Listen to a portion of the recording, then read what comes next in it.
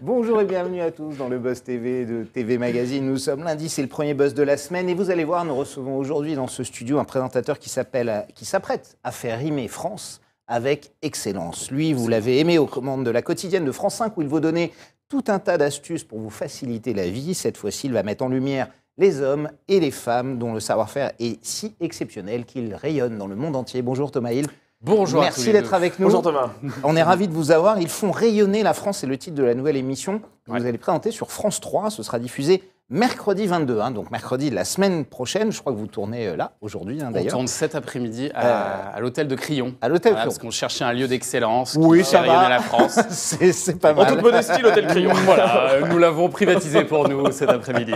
Donc le pitch, c'est un peu évidemment de mettre en avant ces artisans qui sont bourrés de talent, dont on parle généralement pas assez. Et pour ce premier numéro, vous êtes rendu en Alsace, je crois. Oui. À qui s'adresse cette émission? Est-ce que une émission qui est faite pour tout le monde, pour faire rêver, ou est-ce qu'il y a aussi principalement les fans du Trésor du regretté Jean-Pierre Pernaut? Ah, c'est marrant comme question. Non, Et il mettait souvent en avant les artisans. vrai, c'est alors, vrai, vous avez au raison. niveau régional, souvent. Vous avez raison, et c'est ce qu'on va faire aussi à notre manière, évidemment. On est sur cette case de France 3 du mercredi soir, case sur laquelle vous avez notamment des Racines et des ailes depuis des années, et puis d'autres marques qui se Faut sont pas rêver, installées certaines marques qui viennent. Voilà. Exactement, Patrimoine, on va Jamy dire. également, et puis Secret d'Histoire maintenant, qui est sur cette case du mercredi soir. Et donc nous, on va proposer quelque chose d'un peu différent, Oui. puisqu'on a voulu s'intéresser à des artisans d'une région en particulier. Donc là, c'est l'Alsace, mais ensuite vous aurez la Bourgogne, Nouvelle-Aquitaine. Voilà, on va aller dans différentes régions de France comme ça. Mais avec cette particularité que ce sont que des gens qui rayonnent à l'extérieur de nos frontières. Donc c'est ça qui nous intéressait. C'est à la fois... En fait, leur succès majeur, c'est pas chez nous, c'est ça. C'est ça. J'ai les pieds bien ancrés dans mon territoire et en même temps, eh bien, je suis une star à l'autre bout du monde, comme Christine Ferber, par exemple, qui fait des confitures alors, qui sont très réputées en Alsace, qui sont très réputées en France, mais qui se vendent aussi au Japon, qui se vendent aux États-Unis. Même Pierre Brosnan mange ses confitures. Même Brad Pitt, il parle. Même Brad Pitt mange ses confitures. Donc, Brad vous voyez, Pitt, ah ouais, d'accord. et donc, Quand ce même. sont des artisans d'exception, comme ça, des gens qui ont un talent absolument dingue, qu'on ne connaît pas souvent, parce que je vous parle de Christine Ferber, qui est un bien peu sûr, connue. ouais. Tous les autres personnages que vous allez voir On va en parler, le 22 sont très peu connus et ils méritent d'être mis dans la lumière pour une fois. Voilà. On va parler évidemment de cette galerie de portraits que vous pourrez découvrir dans cette émission. On parlera également du reste, Thomas, et de vos projets. Ce sera après les news médias de Damien Canivez.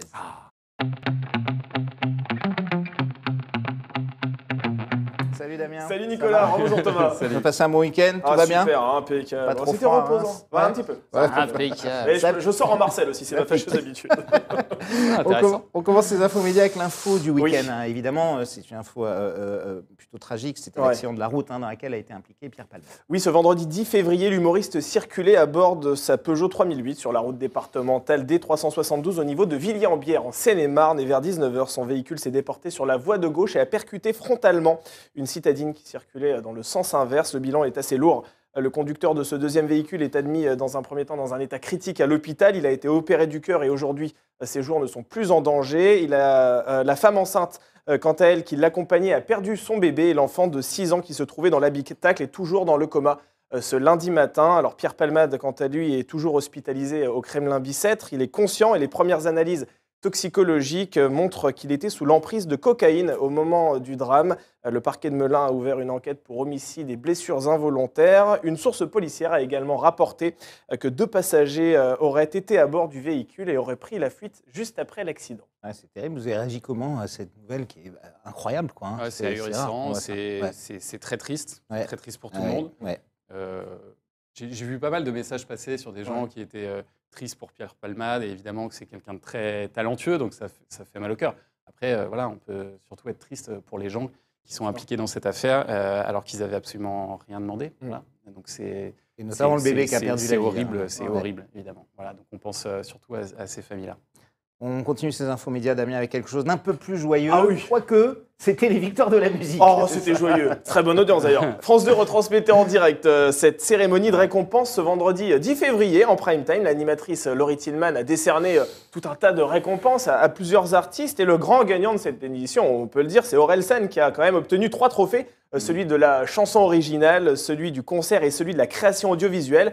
Belle moisson également pour Stromae. Stromae, Voilà, pas mal. quand même 2 récompenses, dont l'artiste masculin, quand même, ce qui n'est pas rien. Et Angèle. Ainsi, ah oui, Angèle. Alors ça, c'est côté femme. Côté femme, Angèle, effectivement. Thomas connaît à fond, hein, Vous avez regardé J'ai regardé, Ouais. j'adore cette cérémonie. Eh bien, vous avez fait partie des 2,4 millions de téléspectateurs et des 15,6% de part d'audience qui ont assisté à cette édition. Voilà.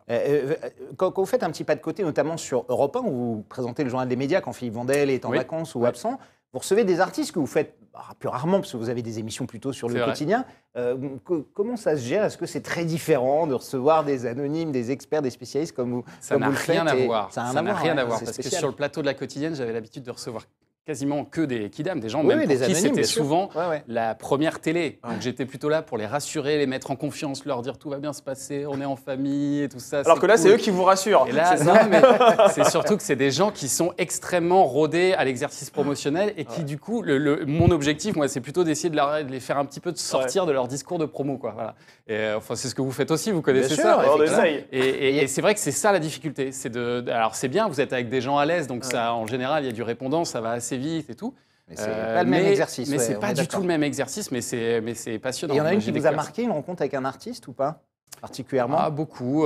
J'ai eu des gens assez. Franck Dubosc, par exemple, j'ai trouvé que c'était un client extraordinaire. Bon client, c'est vrai. Ouais, bon client, mais aussi, vous savez, on jouait cet été avec des auditeurs, par exemple. Et c'est celui qui avait le rapport le plus simple et le plus direct avec les gens. On sentait aussi un attachement. Enfin, c'est pas pour rien le côté acteur populaire. En fait, ça se ressent vraiment dans ces moments-là parce que les gens étaient tellement heureux de l'avoir au téléphone. Et lui en jouait vraiment bien. Et on sent le gars qui est habitué à la scène aussi, qui était très, celui très avec bon, qui ça s'est mal passé? Personne ne vous écoute, hein. Vous pouvez balancer. Ah, si, il y en a un, je peux vous le dire. C'est Jean-Michel Ribes. Ah oui, je pense patron de théâtre. Ah ouais. L'auteur, ouais. ouais, que j'ai trouvé pas très sympathique avec une des chroniqueuses qui était là. Voilà. Donc, je suis pas sûr qu'on refasse une émission. Qu'on réinvite Jean-Michel Ribes, d'accord. Voilà. Il avait mal pris une réflexion que cette femme avait pu lui faire, non? Ou, Non, s'est il vexé était assez dragueur. Ah oui, dragueur, Ah d'accord. oui, J'ai trouvé ça assez gênant, en fait. Ah oui, voilà, d'accord. pour tout vous dire. En plus, Donc, je lui ai même dit en cours d'interview à un moment. Ah oui. Vous lui avez dit, d'accord. Voilà. Ça l'a un peu calmé quand même, non? Et ça a calmé la tête. Ça a remis des choses. En fait, pour vous Lui raconter a dit qu'on est à l'anecdote, l'époque parce MeToo. que et que je peux vous le raconter, c'est passé à l'antenne. Donc voilà, il y a une chroniqueuse qui lui dit, qui lui pose une question, il n'avait pas la réponse, elle lui dit vous donnez votre langue au chat, et il lui répond je vous donne ma langue tout court. Oh là là, et oh j'ai la trouvé ça lourdeur. Ah oui, extrêmement lourd, et effectivement. je Ah lui ai ouais. dit bah voilà, ça c'était le moment gênant de l'émission, merci ouais. Jean-Michel. Et puis voilà, puis on est passé Ça à existe autre chose. encore, ça. Mais voilà, et là tu te dis bon bah voilà, il y en a qui se sont pas mis à la page, quoi. Ah oui, non, effectivement. Ouais. Même Damien a arrêté Il a cette arrêté. drague Ah oui, depuis même, quoi, au ah moins oui. 4-5 ans. Vous Ah avez ouais, arrêté, Damien. 2-3 Ah, semaines. c'est vrai. 2-3 semaines. 2-3 semaines, 2-3 c'est ça. Et j'essaye de pas récidiver, c'est pas facile, mais. On termine ces infos médias avec le chiffre du jour, Ouais. c'est le 7. Oui, c'est en millions d'euros le montant du redressement fiscal de Nicolas Voleur. Non, je plaisante, c'est pas vrai. C'est en millions d'euros. Le prix moyen d'une publicité de 30 secondes. Ça veut dire que je suis très riche. Ah, Moi ouais. aussi, faut voir Ça le bon voudrait, ça côté. voudrait dire que vous pourriez vous payer effectivement une pub au Super Bowl surtout, parce que c'est le prix d'une pub de 30 secondes au Combien Super vous avez Bowl. dit 7 millions les 30 d'euros. secondes de pub. Voilà. Wesh. C'était Ça hier. pique ouais. un petit peu, ouais. C'était diffusé effectivement diffusé hier, hein, notamment sur la chaîne L'équipe. C'est la finale Ouais. du championnat de football américain qui a opposé les Chiefs de Kansas City aux Eagles de Philadelphie. Et c'est les Chiefs de Kansas City d'ailleurs qui ont gagné 38-35. Absolument. La Vous seule avez, pas- chose qui nous intéresse, c'est Rihanna. Hein. Ah bah on est d'accord. Voilà. vous avez fait nuit blanche, vous avez regardé jusqu'à Rihanna Non, ou pas mais non, et vous avez pas tenu. je veux voir la prestation de Rihanna. Je vais regarder ça cet après-midi.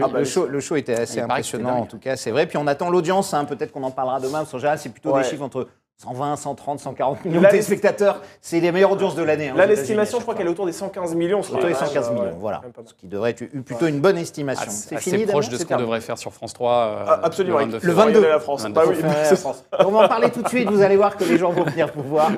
C'est tout de suite la grande interview avec Thomas.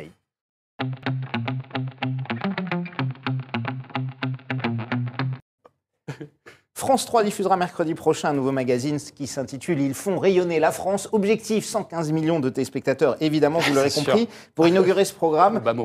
vous avez décidé, Thomas, de braquer vos producteurs vers l'Alsace. Hein, on en a parlé en introduction.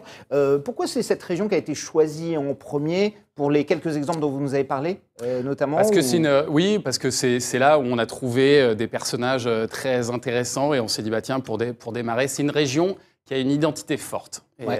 et c'est vrai qu'on cherchait ça. pour démarrer cette nouvelle série. On va aller en Bretagne aussi, pareil, région avec une identité très ancrée. Le Pays Basque viendra, bien assurez-vous, un jour ou l'autre. Sous la pression populaire. J'ai eu le lobbying de Maya Loquet également sur cette question. Bien sûr. C'est une compatriote, c'est pour ça qu'on en parle souvent. On y viendra. Non, on va aller en Bourgogne aussi, on va aller en Nouvelle-Aquitaine. Et donc la Bretagne, ça c'est les 4 numéros de cette saison. Et donc le premier numéro, c'est l'Alsace. Alors l'idée, c'est de proposer une galerie de portraits croisés. Qui sont ces femmes et ces hommes que vous êtes allés rencontrer sur le terrain? Alors ce sont des gens qui ont en commun un talent formidable, voilà, et ils ont de l'or entre les mains, comme on dit. On a notamment un ébéniste d'art qui fait des meubles fabuleux et puis qui va chercher en plus son bois en Alsace, à côté de chez lui. C'est-à-dire que c'est pas juste je vais chercher mon bois à Castorama ou le Roi Merlin. Lui, il va chercher un arbre. Il fait découper cet arbre parce que c'est celui-là qui l'intéresse. Il l'examine et puis il considère que il le sculpte. Non, mais vraiment, et on voit ces séquences-là pour en faire ensuite une bibliothèque extraordinaire.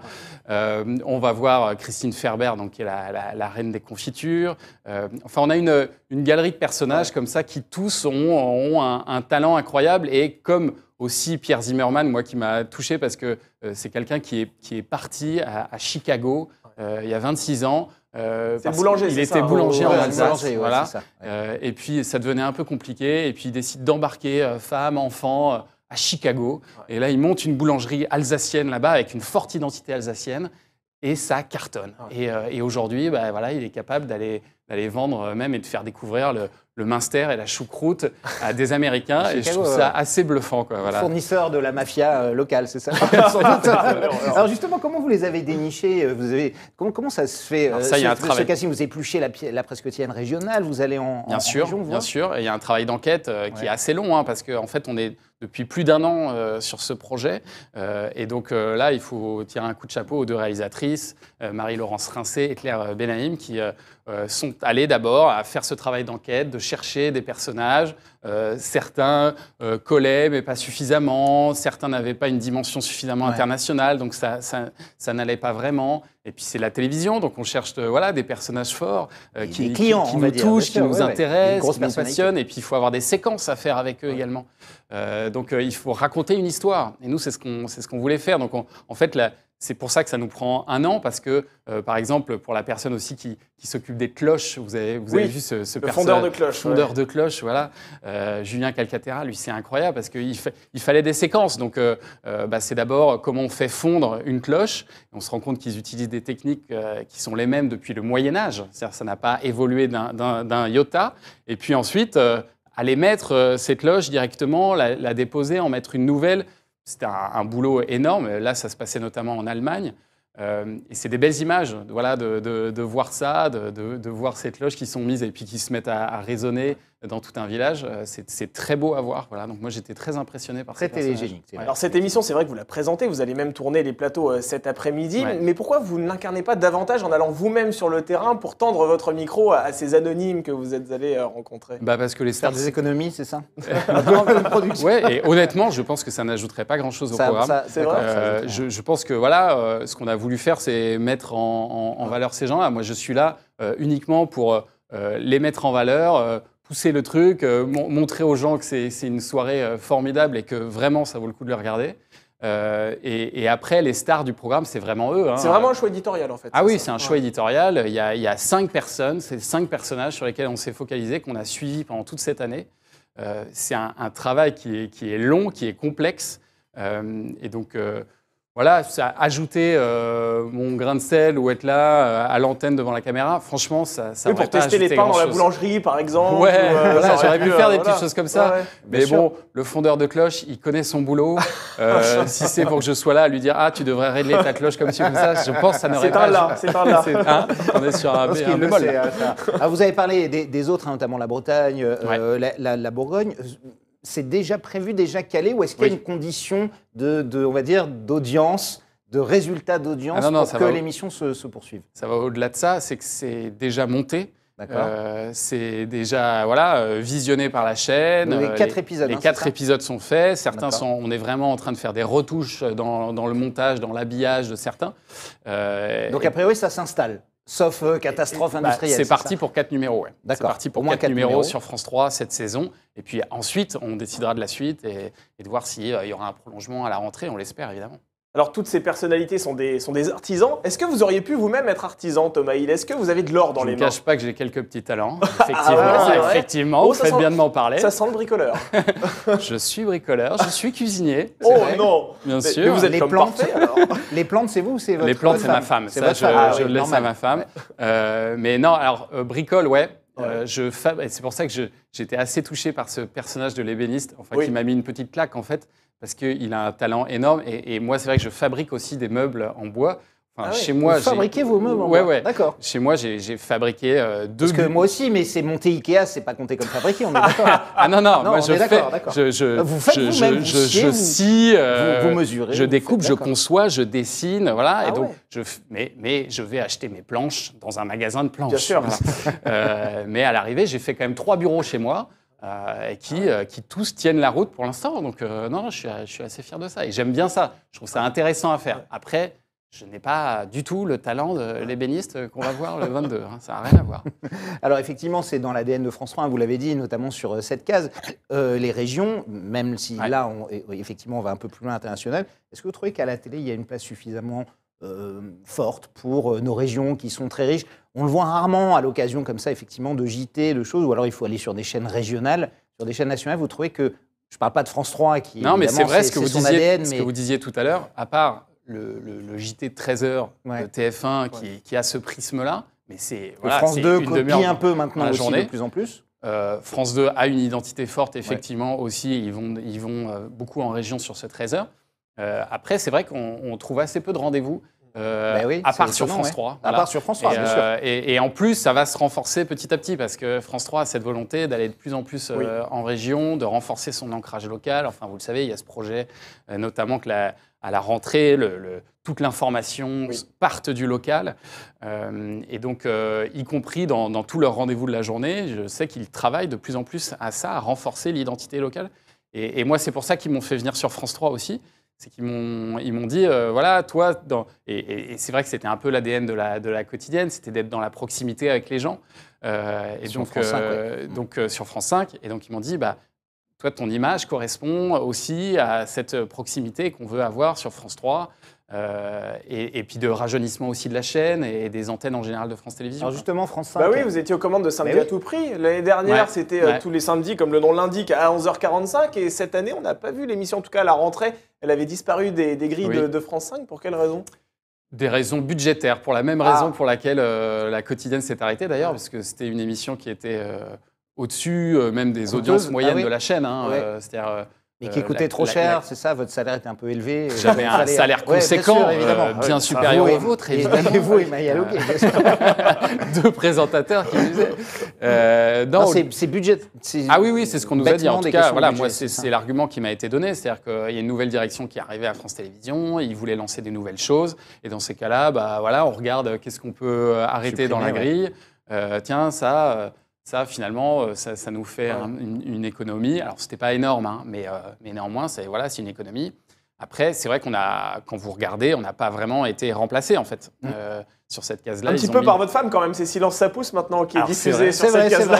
Non, pas sur cette case-là. Pas sur cette case-là. Mais... Ah oui, le samedi, oui, vous voulez dire. Le samedi matin. Effectivement, il y a c'est dans la diffusion, c'est ça. Qui remplace avantageusement. Ça reste en famille, on va dire. Tant que ça reste en famille, ça va. Est-ce que ça fait des années que vous aviez des émissions récurrentes? Ça ne fait pas une petite angoisse de dire...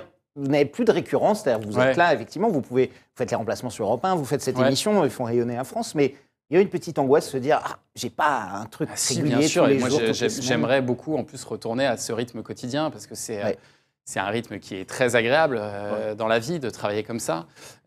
Qui plus est, c'était même pas en horaire décalé parce qu'il y a beaucoup de gens, vous savez, dans ce métier qui bossent en quotidien, mais c'est le matin très tôt ou le soir très tard. Nous, c'était à midi, c'était absolument parfait. Donc oui, bien sûr que j'aimerais retourner à ça, retrouver un rendez-vous comme ça. Après, moi, ça me bouscule aussi. Ça m'a fait du bien, ça m'a obligé aussi à aller vers d'autres choses, à tenter d'autres choses. Je participe maintenant depuis 2 ans à un jeu, par exemple, dans lequel je suis plus en plus souvent sur France 2. Ça s'appelle Tout le monde a son mot à dire, qui est à 18h avec Olivier Mine et Sidonie Bonnec. Je m'amuse beaucoup là-dedans. Je Je travaille aussi en production. Sur des par jeux ailleurs, aussi, sur, c'est ça. voilà, sur des jeux notamment. J'ai ouï dire que vous travaillez sur un jeu destiné à un groupe privé, c'est ça? Je vois que vous avez de bonnes informations. Absolument. Effectivement, On monsieur peut en dire Voller. un peu plus ou pas? Ouais, je travaille pour un. Alors là, en tant que producteur, Ouais, en pour tant que producteur, ouais, pour un absolument. jeu pour M6, effectivement, qui s'appelle Hitlist. C'est dans la presse, donc je peux tout à fait en parler. Hitlist, hein, Ouais, c'est un voilà. jeu de blind test. Qui est un jeu anglais de la BBC qui va arriver prochainement, je ne sais pas encore quand, sur M6 et qui est un jeu de blind test. Ça s'appellera Hitlist ou il y aura un nom Ça s'appellera francisé? Hitlist. Hitlist Ouais. aussi, ouais. Gardez le même nom. Votre ancienne compagne de télé, Maya Loquet, maintenant fait les beaux jours de Télématin avec la TV. Vous continuez à la regarder, c'est toujours. C'est trop vous tôt avez gardé pour moi. En votre. plus, c'est le week-end. alors C'est trop non, tôt. Je croyais que c'est trop tôt pour continuer de la regarder parce Ah que non, vous bah non, étiez encore évidemment. blessé de ce divorce télévisuel. Non, je mais, la regarderai avec plaisir. Mais c'est vrai que le week-end entre 7h et 9h. Ouais, c'est très tôt, 9h, ouais. 9h30, c'est ça. Je suis là, je suis vraiment dans mon lit à ce moment-là. Ouais, là, Ah, c'est vraiment difficile. Et mes enfants regardent la télé à ce moment-là. J'ai honte de le dire, mais Vous êtes resté en contact avec Maya ou oui, des bien nouvelles sûr, de temps en temps, évidemment, ouais. évidemment. Ouais. Non, puis ça reste. On a vécu des années avec Maya, parce que ça a quand même duré 7 ans, notre Ouais, histoire. bah oui. Ça crée des liens. Ah ouais, ça crée des liens. Puis c'est une très belle aventure, quoi. Voilà, être en quotidienne pendant 7 ans, évidemment que ça crée des liens. Qui plus est, je pense que notre dernière année était certainement la plus sympa qu'on ait vécue. Avec toutes ces histoires avant, il y a eu le confinement, on a fait notre émission depuis chez nous pendant des mois comme ça, en direct depuis chez nous. C'était quand même incroyable à vivre, quoi. Donc tout ça a tissé des liens, même avec toute l'équipe, qu'on continue à se voir et on continuera à se voir pendant longtemps, ouais, c'est sûr. On va voir si vous avez gardé que des bons souvenirs. C'est l'heure de notre dernière rubrique pour le meilleur et pour le pire.